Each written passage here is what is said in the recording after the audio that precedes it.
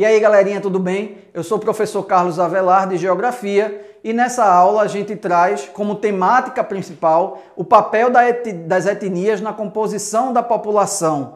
Lembrando que toda essa composição tem a ver com o processo de formação territorial. Então, o processo de formação territorial do Brasil, a influência do Brasil, enquanto um território consolidado. Então, a gente traz alguns elementos importantes nessa composição populacional, advindos do processo de formação e configuração étnica social do Brasil. Inicialmente, a gente traz alguns conceitos fundamentais. Um dos principais é compreender a diferença entre etnia e raça. É importante que a gente observe a imagem, e ela apresenta alguns elementos étnicos fundamentais de formação da população brasileira.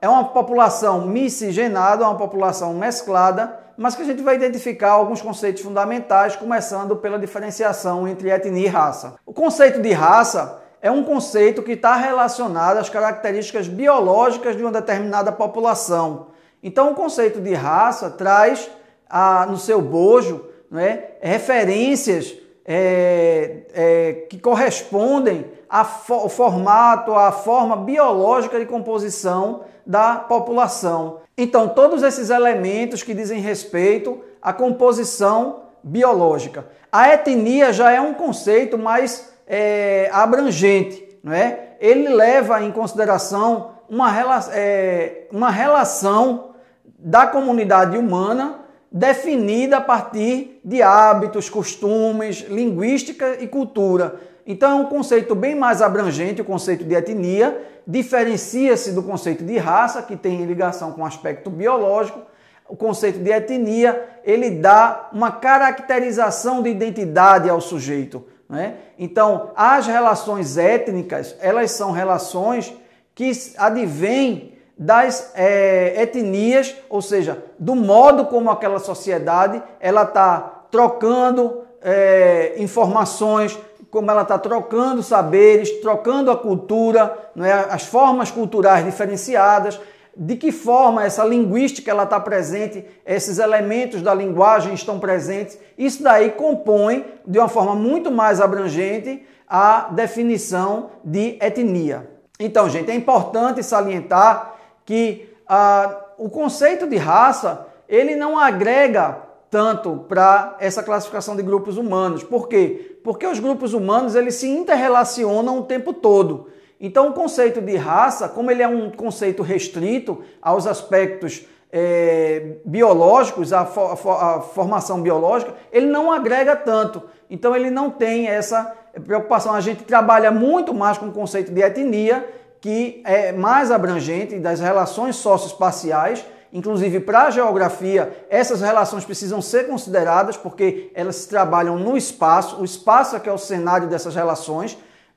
É importante salientar o tempo todo que essas relações elas estão presentes, mas o conceito de etnia ele leva muito mais em consideração essas relações. No entanto, o termo ainda é utilizado e no que se refere à política ou legislação, por exemplo, para definir igualdade racial e preconceito de raça. Então é importante salientar que, do ponto de vista da lei, essas questões ligadas à igualdade, à desigualdade, a preconceito, à discriminação, eles estão ligados à questão biológica. Então,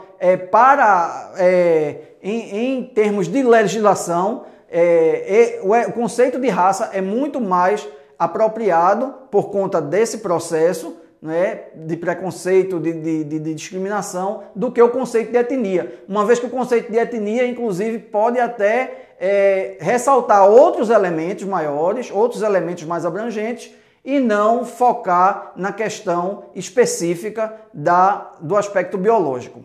Mas aí, o que é que diz a Constituição Federal em relação a essas questões? Num dos principais artigos, um dos primeiros artigos, que é o artigo 3º da Constituição Federal, diz o seguinte: constituem como objetivos fundamentais da República Federativa do Brasil, no seu artigo, item 4, promover o bem de todos, sem preconceitos de origem, raça, sexo, cor, idade e quaisquer outras formas de discriminação. Então é importante, não é, a gente atentar para um processo de formação territorial baseado numa demanda, né, de composição, de atender a uma população que ficou durante muito tempo, né, renegada a uma composição social que ainda fica, né, renegada a ocupar áreas periféricas, mas que também sofrem com o seu processo de conformação biológica. E aí o artigo 3º da Constituição é muito claro quando diz que não se pode promover preconceito de origem e raça, que são os aspectos biológicos da formação étnica da população, da formação da população. Então, gente, de que forma diferentes etnias podem contribuir na formação e composição de uma população? Nós identificamos que a formação territorial do Brasil, ela se deu, não é, num processo de uma relação de exploração-explorador. Então a gente vai dentro desse processo configurar a forma que essas etnias, levando em conta essas relações mais abrangentes, elas estão presentes, não é? E elas vão contribuir nessa formação e composição da população, né? Partindo do princípio que a etnia está relacionada à comunidade humana, definida por afinidades linguísticas e culturais, é verdade afirmar que tais comunidades contribuem na construção da identidade de um povo. Além de ter essa construção identitária do ponto de vista dessa troca de linguagens, dessa troca de costumes e hábitos, né, a gente tem uma conformação que obedece também a um processo econômico. Então é importante a gente lembrar que todos esses aspectos étnicos, eles estão presentes, mas eles são altamente influenciados por um processo econômico que demandou uma formação territorial específica do país. E essa formação territorial, ela está baseada na relação, né, produtiva. Essa relação produtiva, que é a relação econômica, é uma relação bem perversa, uma relação histórica que se configurou a sociedade brasileira, uma relação de perversidade, uma relação de exaurir dos seres humanos que estavam compondo aquelas etnias, exaurir de todas as etnias que estavam ali, o sistema demandava essa exaustão. Então, há um processo bem degradante de composição e formação territorial. Então é importante a gente atentar para esse aspecto. Que identidade esse povo está formando? Que identidade essas etnias elas formaram? De que forma essas etnias estão presentes? E quais, mesmo com esse processo degradante, com esse processo perverso, de que forma essas etnias elas apresentam ainda os seus costumes, as suas linguagens, como formas de resistência, como formas que estão presentes ao longo de todo esse tempo e que continuam caracterizando o aspecto étnico dessa população que está como protagonista de um processo de formação territorial. Num país, né, que durante décadas, durante séculos, desenvolveu esse processo perverso de formação e ocupação territorial. Então, conforme a gente observa aí no gráfico, na imagem, né, a gente vê as etnias formadoras do povo brasileiro, né? Dentro dessa sistemática de relação de exploração, a gente tem uma conformação miscigenada, uma conformação onde houve a inter-relação entre as etnias, as diferentes etnias que se envolveram nesse processo de formação, né? E a gente destaca aí as três principais. Então nós temos o indígena, né, que era o habitante nativo, o habitante que já estava aqui no território, né, com o seu modo de vida, com todas as suas características étnicas, culturais, né, a sua forma de produção, de sustentação, né, enfim. Depois a gente vai ter um processo de intervenção, que é a chegada do colonizador europeu. Com a colonização, né, vieram modificações, transformações significativas do ponto de vista da composição étnica. Então, o colonizador europeu, ele traz consigo, né, algumas características peculiares, características essas que são demandadas a partir de um sistema de exploração econômico, né? Então vai haver essa ligação mais direta com o processo econômico, uma vez que o indígena que era nativo daqui da terra já tinha essa ligação da produção para atender às suas necessidades básicas, o seu sustento, né? Matar a fome, matar a sede, alguma coisa do ponto de vista do artesanato que era produzido, mas para subsidiar as suas necessidades locais. Com a chegada do colonizador, isso daí, o sistema econômico, ele vai ser imposto de uma forma muito perversa, de uma forma muito cruel e vai alterar uma dinâmica que estava bem estabelecida do ponto de vista do nativo. E ele também vai ser um elo de ligação com o africano, o que vai ser trazido para o Brasil também para compor, não é, como uma terceira etnia básica nesse processo de formação da população.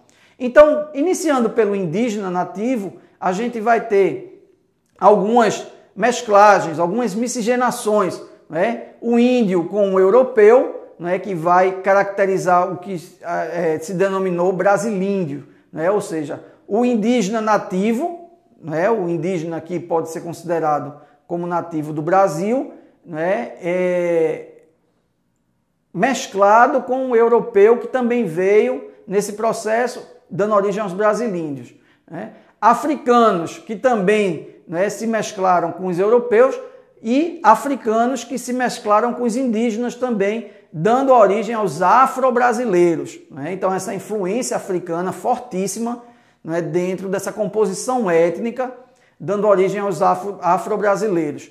É importante assim a gente destacar que o gráfico está mostrando o europeu como sendo o centro, né? E esse gráfico ele pode ser flexível, né? O indígena ele também estava ali presente, ele pode também ser o centro por ser uma população nativa, como o africano também pode estar ali no centro, né? Como sendo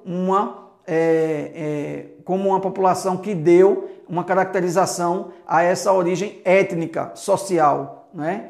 Mas aí a gente vai identificar essa miscigenação, né, entre indígenas europeus e africanos bem presente na composição étnica geral da população do país. Chama a atenção para alguns aspectos, né? Durante muito tempo se convencionou algumas denominações baseadas em relações coloniais. Então é importante a gente destacar que muito dos aspectos que são trabalhados dentro das relações étnicas, né, são aspectos que foram consolidados durante 400 anos de ocupação e exploração do território brasileiro e configuração territorial do país. Né? Então, os brasilíndios, que são os europeus e os indígenas, a miscigenação entre essas duas etnias, durante muito tempo foi denominado de mameluco, né? Era um mameluco denominado pelos jesuítas, o negro com o índio denominado de cafuzo e o negro com o branco, né? Ou seja, os afro-brasileiros eram denominados dessa forma, o negro com o branco denominado de mulato, né? Então cafuzo mulato compondo os afro-brasileiros e os mamelucos compondo o que se denominava de brasilíndios. Bom, vamos identificar alguns aspectos peculiares a cada etnia dessa. O primeiro é a contribuição dos indígenas à composição da população brasileira. Né? São inúmeras as contribuições dos indígenas, que era a população nativa, na composição e formação do povo brasileiro.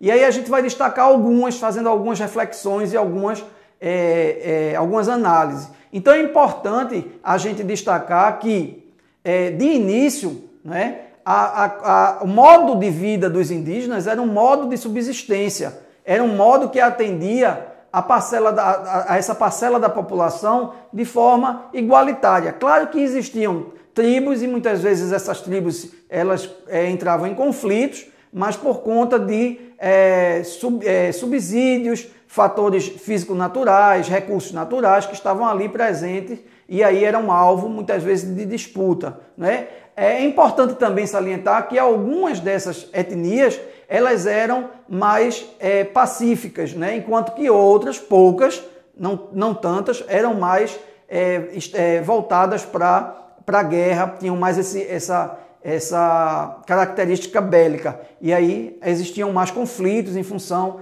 desses recursos. Mas assim, as contribuições foram inúmeras contribuições para a população, a formação da população brasileira.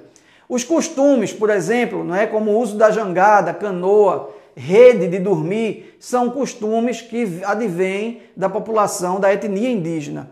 A cultura, então há uma contribuição forte do ponto de vista cultural, como o folclore e as danças indígenas que elas são ainda muito praticadas. Então a gente pode ver como, por exemplo, danças como o caboclinho, alguns outros aspectos bem específicos da etnia indígena dentro do ponto de vista cultural. Ainda dentro do ponto de vista cultural, as lendas, lendas do boto, do boitatá, da caipora, também contribuem para esse processo. A comida, a culinária, canjica, pamonha, biju, inhame, macaxeira, farinha, todos esses elementos compõem uma culinária específica, dependendo da região, é importante salientar isso, que dependendo da região, essa culinária se modifica. Então, no norte, a gente tem o tacacá, o tucupi, todas essas modificações se modificam de região para região.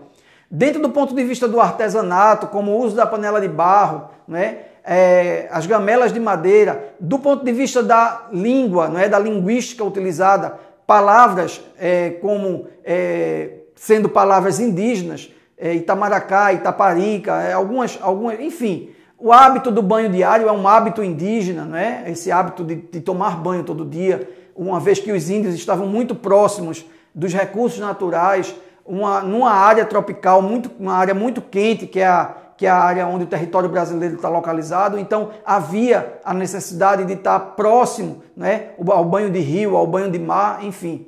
E aí, do ponto de vista da religiosidade também, a religiosidade e rituais que eram utilizados, praticados por essa população indígena, como a jurema, a pagelança, algumas danças religiosas que estão presentes ainda dentro desse contexto cultural que envolve a formação e a miscigenação do povo brasileiro. Então há uma característica dessa contribuição direta da etnia indígena na configuração dessa população. Então, a contribuição do índio à composição do povo brasileiro, conforme a gente pode identificar aí na imagem, a gente vê aspectos da culinária, aspectos da cultura, aspectos e hábitos, de costumes que são utilizados, dos mais diversificados, e que até hoje a nossa composição cultural ela tem aí esses aspectos muito presentes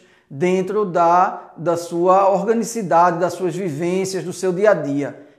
Então é importante ressaltar que as etnias indígenas, elas tiveram e têm ainda, porque existem as comunidades indígenas presentes no território brasileiro, elas têm ainda um papel fundamental, Elas são fundamentalmente espaços de resistência, porque passaram por um processo de degradação, de dizimação muito forte, mas elas são essencialmente importantes dentro desse contexto cultural mais geral. A contribuição do negro à composição do povo brasileiro. Então é importante, antes da gente identificar essas contribuições, é importante a gente destacar o contexto, que essa etnia africana ela estava localizada, ela estava ali naquele contexto, Qual que era esse contexto? Um contexto econômico perverso também.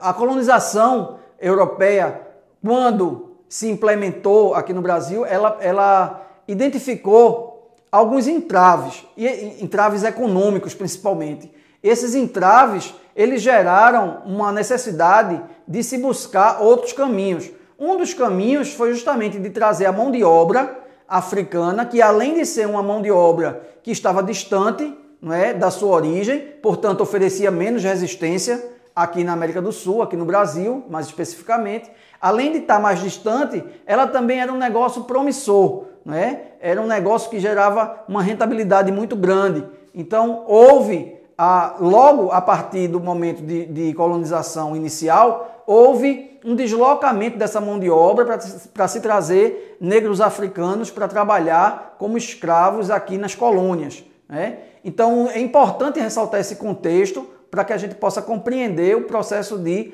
conformação étnica da população e identificar outras contribuições. Mesmo assim, a gente vai ter um aspecto de resistência presente nesse processo, né? O negro vindo da África como mercadoria durante o período colonial era considerado um homem sem alma, construiu a base de sustentação do território brasileiro, além de auxiliar na formação econômica, cultural e religiosa brasileira, né? A gente vai identificar algumas contribuições, mas fazendo esse destaque que, mesmo com todo esse processo perverso, né, escravagista, onde não considerava a população africana como sendo uma população com os requisitos básicos da humanidade, mas como mercadoria, mesmo assim as resistências e as contribuições elas foram essenciais para a configuração da composição étnica brasileira. Então, a população brasileira hoje, ela não é uma população que se pode denominar como sendo de etnia europeia apenas, como sendo de etnia indígena apenas, ou como sendo de etnia africana, mas uma miscigenação, onde todos os descendentes têm aspectos das três etnias presentes na sua conformação. E aí a gente destaca os importantes, as relevantes contribuições, não é, da etnia africana, da população negra aqui no Brasil. Na religião, não é, a importante ligação com o sincretismo religioso e as religiões de matriz africana, elas são importantes dentro desse processo, elas correspondem a um processo de formação cultural de uma população, da população brasileira como um todo, né, onde a gente tem influências dessas religiões de matriz africana e sincronia com as demais religiões, os rituais indígenas e os rituais europeus, eles foram também, não é, sincronizando, interrelacionando com essas religiões de matriz africana. Em alguns espaços, né, como na Bahia, por exemplo, essa sincronia ela é muito intensa, né? Mas em outros espaços também essa sincronia ela também acontece. Do ponto de vista da música também, que é o ponto de vista cultural que a gente vai destacar, né? A contribuição do samba, do axé, do carimbó, do pagode, enfim, que são expressões musicais mais diversificadas, mas que estão presentes ali, né, nessa composição artística. A dança no samba, na capoeira, no afoxé, né, são também contribuições importantes para o ponto de vista cultural, né, da etnia africana aqui no Brasil. A culinária também, né, na alimentação, algumas formas, né, de culinária, feijoada, o quibe, o abará, né, o azeite de dendê, o vatapá, o caruru, são expressões da alimentação, das contribuições da alimentação africana.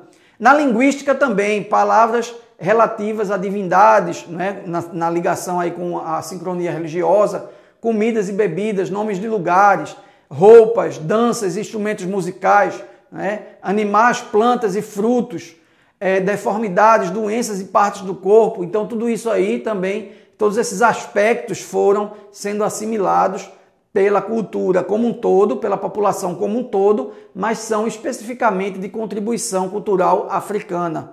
Então, a contribuição do negro à composição do povo brasileiro, conforme a gente vê aí na imagem, não é? A imagem traduz um pouco de como essa composição da alimentação está presente, não é? Na culinária, essa comida temperada, esse hábito pela comida temperada que a gente tem, não é?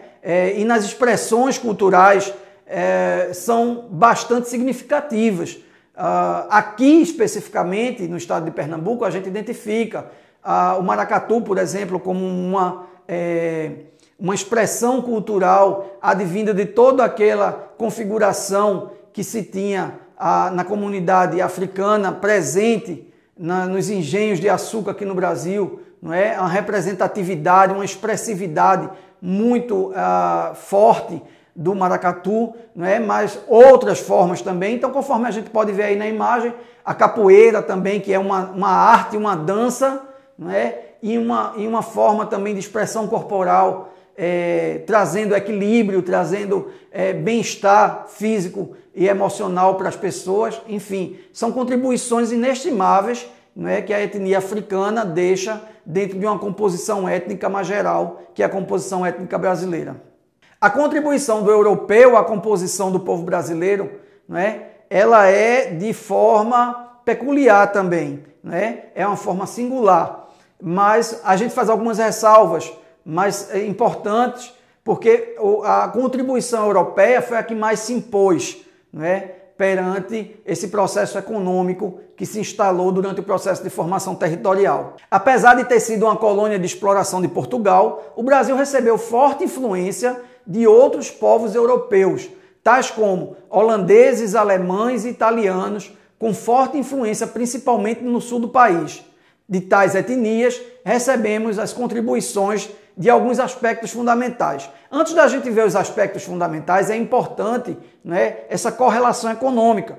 Então, os europeus, eles sempre fizeram esse processo de ocupação procurando se adequar às características mais próximas que tinham na Europa, né? Por isso essa ocupação lá no sul do país, porque havia uma questão de temperatura, de afinidades em relação ao meio, muito mais próxima com os países de origem, né? Apesar de que, ao chegar aqui no processo de colonização, os europeus se estabeleceram inicialmente na região litorânea, principalmente na região do litoral do Nordeste. Mas essa diversificação territorial ela foi aumentando na medida que as necessidades econômicas foram demandando deles outras configurações, né? E aí, a partir daí, a gente vai ter o processo de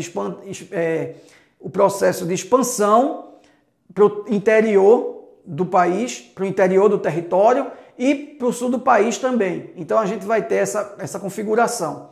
As influências dessa etnia, né, do ponto de vista da religião, o forte predomínio da religião cristã e aí um predomínio do catolicismo, né? Então, os portugueses investiram pesado nessa exploração aqui no território brasileiro, e essa exploração do território brasileiro tinha um cunho religioso muito forte. Então, companhias religiosas, por exemplo, como a Companhia dos Jesuítas, tiveram um papel fundamental dentro desse processo de exploração, né? E dentro desse processo de exploração foram expandindo as suas missões, foram expandindo as suas áreas de influência, de forma que catequizaram indígenas, passaram por colônias de catequização de indígenas e depois, dentro daquela estrutura escravagista, onde a gente tem a escravidão, o latifúndio e a monocultura da cana-de-açúcar, do café, enfim, a cultura baseada em um único produto. Então, esse tripé social, ele foi dando subsídios para que as missões elas implementassem a religião tivesse a sua influência. Na língua, né, obviamente, o predomínio da língua portuguesa, apesar de haver influências europeias de outras nações. Então, no sul do país, por exemplo, a gente encontra algumas regiões que têm influência alemã, que têm influência polonesa, que têm influência italiana, mas predominantemente a língua portuguesa, né? Ela é a língua oficial do país, e aí a predominância por conta dessa influência, dessa contribuição do europeu, especificamente do português. Na culinária, uma culinária muito ligada à produção econômica da monocultura que vigorava, então bolos, doces, café, leite, não é? a essa contribuição na parte dos alimentos. Na arquitetura também, né? A arquitetura barroca, de algumas... isso daí está muito ligado também à questão da religião com as igrejas. Então as igrejas, a religião trazia um pouco, comandava esse processo arquitetônico, né? Então as casas, os sobrados, por exemplo, eles se aproximavam muito da arquitetura das igrejas que eram ligadas ao catolicismo. Do ponto de vista das bebidas, né, na culinária ainda, levando em consideração essa questão alimentar, cachaça, cerveja, né, que eram bebidas ligadas, e da dança também, danças europeias, como por exemplo a gente tem a influência fortíssima, né, presente aí nas manifestações culturais do Carnaval, do São João, a quadrilha, por exemplo, que é uma manifestação cultural típica de origem europeia. Enfim, a gente tem uma composição aí de contribuições do europeu à composição do povo brasileiro.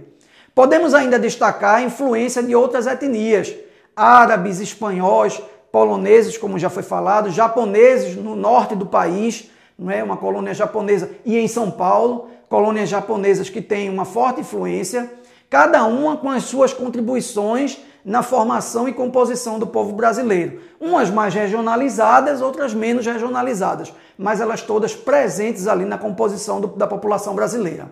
Então, podemos destacar ainda a influência de outras etnias, como árabes, espanhóis, poloneses, japoneses, cada uma com a sua contribuição na formação da composição do povo brasileiro. Algumas mais regionalizadas, outras menos, como a dos japoneses, por exemplo, que a gente tem colônias de ocupação e de colonização na região norte do Brasil e algumas colônias em São Paulo, né? Mas outras no sul do país, como poloneses, espanhóis, enfim. Cada uma trouxeram um pouco dessa composição e mesclaram mais aspectos, mais influências ainda a essa composição populacional brasileira. Então, a contribuição do europeu, a composição do povo brasileiro, conforme a gente pode observar aí na imagem, né? A gente tem a contribuição arquitetônica, né? A contribuição do ponto de vista alimentar. Então, isso daí gerou um predomínio por conta do sistema econômico que foi imposto pelo europeu dentro dessa conformação étnica, social e cultural do país como um todo. Hoje é de predomínio europeu, né? Esse modo de vida, apesar de ser fortemente influenciado pelas demais etnias, mas é de predomínio europeu esse modo de vida que a composição populacional brasileira tem. Então a gente pode resumir a composição do povo brasileiro como sendo uma junção de indígenas, africanos, negros africanos e europeu, né? E dessa forma uma mistura de etnias, levando em consideração que as etnias são mais abrangentes, são as relações, então, portanto, uma mistura de relações étnicas com a verdadeira processo de miscigenação cultural. O resultado dessa miscigenação é a conformação do povo brasileiro que a gente tem nos dias atuais. E assim surgiu, então, o povo brasileiro como uma mistura de etnias, ou seja, de relações maiores, com uma verdadeira miscigenação populacional. O povo brasileiro, então, é o resultado de uma mesclagem de culturas, de contribuições e que conformam essa composição étnica mais geral. Então, mediante tanta mistura de etnias, qual que é a cor do povo brasileiro? Uma pesquisa realizada no IBGE em 1980, a respeito das cores do brasileiro, né? Uma pergunta aberta foi feita e foram declaradas 135 cores diferentes. Tamanha foi a capacidade de miscigenação. Então a gente pode observar que do ponto de vista popular, a forma como as pessoas enxergam esse processo de miscigenação, ele é tão complexo e tão diversificado, né, que em alguns momentos a gente fica sem identificar de que forma esse padrão cultural ele pode se estabelecer. Ele não se estabelece, porque a miscigenação e a mesclagem é tão elevada, tão complexa, que fica difícil se definir de que cor ou de que padrão cultural compõe essa população. Essas relações étnicas, né, elas levam a fazer algumas reflexões. Então a gente traz, junto a essa temática, né, da composição populacional, da formação étnica populacional, algumas consequências, algumas relações, algumas reflexões. Uma delas é ligada à questão do racismo. Lembrando, não é, que o conceito de raça é aquele conceito mais restrito. Então, ele é um conceito mais resumido.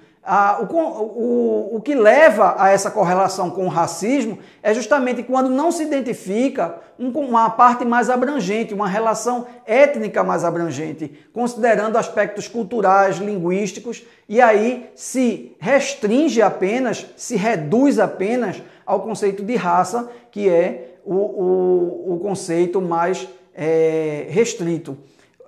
A gente faz uma reflexão importante. O Brasil, com toda essa miscigenação, com toda essa mesclagem, sabendo dessa composição identitária de que forma a população brasileira, a gente deixa uma pergunta: é um país racista? Né? Então a gente vai fazer algumas reflexões em cima dessas questões. A primeira reflexão que a gente faz é do ponto de vista da legislação. Durante muito tempo, né, essa legislação ela ficou aquém desse processo, ela ficou devendo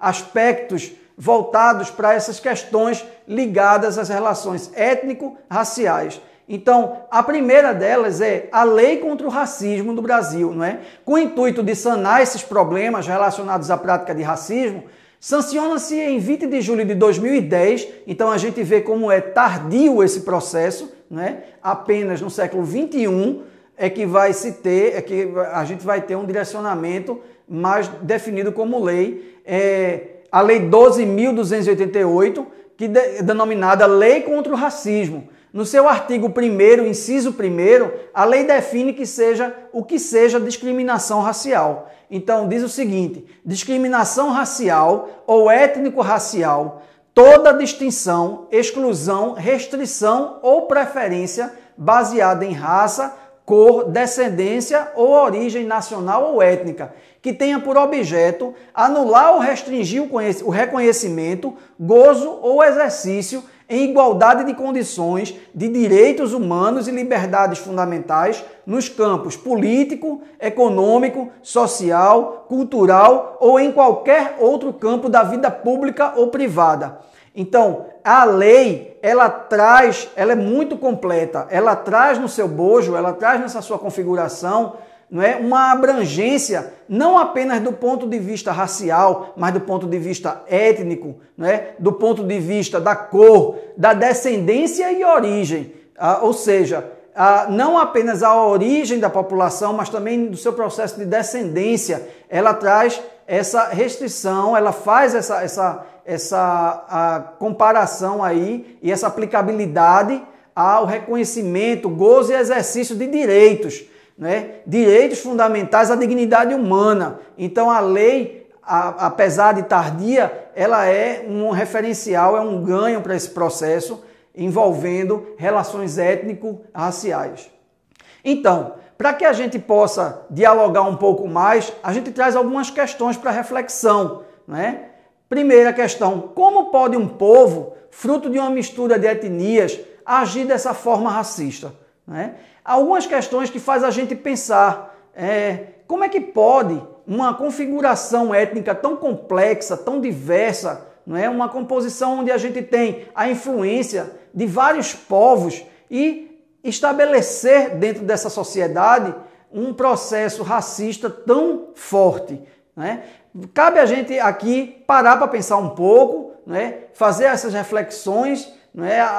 Abstrair um pouco para refletir sobre essas questões e contribuir para que as próximas relações sociais elas não venham permeadas, não é? Elas não venham de forma velada com esse racismo, com essas relações mais degradantes entre os povos que compõem a etnia brasileira. Uma outra questão: quem é esse povo? Né? Esse povo é uma junção, né? De que forma a gente pode pensar esse povo, essa população?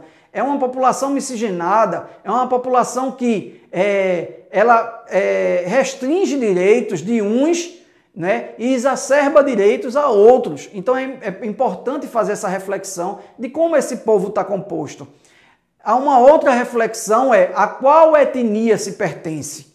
Podemos definir que hoje o povo brasileiro, né, a população brasileira, ela tem uma etnia específica? Não. Ela tem uma etnia miscigenada, uma etnia mesclada, uma etnia hoje que é resultado da miscigenação dessas outras etnias que fizeram parte do processo de ocupação e formação territorial do país. Então é importante que nós, enquanto indivíduos, você enquanto estudante, né, faça essa reflexão no seu processo formativo, né? Identifique essa miscigenação, veja quais são os aspectos, quais são os elementos principais que fazem essas correlações étnicas e culturais. É importante para que algumas mazelas dentro desse processo sejam cada vez mais aniquiladas, eliminadas, como a mazela do racismo, a mazela do preconceito e a mazela da discriminação. Então, conforme a gente pode observar aí na tela, qual o nosso retrato, com quem nos parecemos, né? Então, nós temos aí alguns personagens, né? Presentes aí, e esses personagens eles são reflexo dessa miscigenação, né, da contribuição africana, da contribuição indígena, da contribuição europeia, mas enfim, formando uma composição étnica comum. Bom, pessoal, é fundamental essas reflexões do ponto de vista da composição da população, da formação étnico-cultural da população. Espero que vocês tenham gostado, tirem um bom proveito do material e até a próxima.